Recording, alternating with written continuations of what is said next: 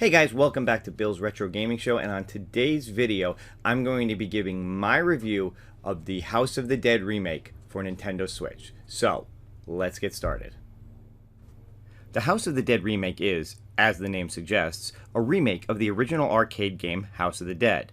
The House of the Dead was originally released in arcades in 1996 and was created by Sega. It's an on-rails, light gun shooter in which you play a special agent tasked with clearing out a mansion of multiple undead creatures, including chainsaw-wielding zombies, axe-throwing zombies, mutant frogs and slugs, as well as bats and other flying creatures, while also trying to rescue scientists armed only with your trusty pistol. You can go it alone, or play with a friend in co-op mode. The remake follows this same formula, and adds in a few other options as well. When playing with a friend, you can choose to play in co-op mode or competitive mode. You can play the standard arcade version or the new Horde mode that throws dozens of more zombies at you at a time and tasks you with seeing just how long you can survive. They've also added in a few graphic options, including a performance mode that lowers the graphical detail and bumps up the frame rate. If you choose to play the new Horde mode, you're going to want to set performance mode on, or you will notice some slowdown with that many zombies on screen at one time. You start the game out with 10 continues, and then after that you need to spend points that you've acquired throughout the game to keep playing. Once you run out, it's game over, man. The game does have multiple endings, which, along with some of the extra modes, adds to the replay value, although the game itself is rather short, which you would expect from an arcade game like this. Being a light gun style game, the only thing you want to work really well is the controls, and unfortunately that's where this game falls short. You can choose to play the game with a controller, moving the on-screen cursor with the control sticks, and you can even play this way in handheld mode. Yep, the game will play on a Switch Lite if you own one, but let's face it, you really want to take that Joy-Con, point it at the screen like a gun, and shoot zombies in the face. And that's where I had the most frustration with this game.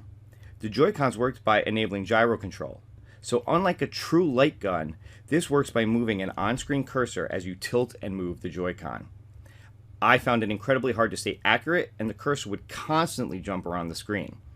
Luckily, you can push in the control stick like a button to recalibrate, but I found I had to constantly do that, as well as constantly change my position while holding the Joy-Con to find some way to keep it steady. It was a losing battle and added to the game's challenge in a way that it shouldn't have. Yes, there are options to play around with the gyro sensitivity, and maybe if I spend more time trying to dial it in, I can find a way to play this that's more enjoyable. But I shouldn't have to do that, and it makes me sad that this game isn't the return to light gun games on a Nintendo platform that I was hoping for. The Joy-Con gyros just can't compete with the Wiimote and light bar setup of the original Wii in this respect. And that's the real shame of this game, because other than the controls, it's a lot of fun. My daughter and I played it together and enjoyed it, but both of us wish those controls were better.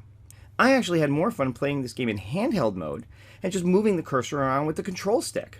The game's available on the Switch eShop for $24.99, and at that price it's a fun little game. A physical version is also expected to release later this year. Now if you're a fan of the original, it's worth checking out, even with the wonky controls. Like I said, if I play around with the settings some more, I'm sure I can get it to play better. I just wish I didn't have to. So there you have it. That is my thoughts, my review on the House of the Dead remake for the Nintendo Switch. I will say, overall, it looks great. It is fun to play, other than those controls. I mean, I just kept feeling like I had to constantly recalibrate. I was moving my arm around, down, up, all over the place, just trying to find a way to sit and point that worked well with the control scheme, and it just added to the frustration of the game, and it's a shame because it is a great old game. It is a lot of fun. Thank goodness, I will say this because I didn't say this in the review part. Thank goodness they kept the game as is for the arcade.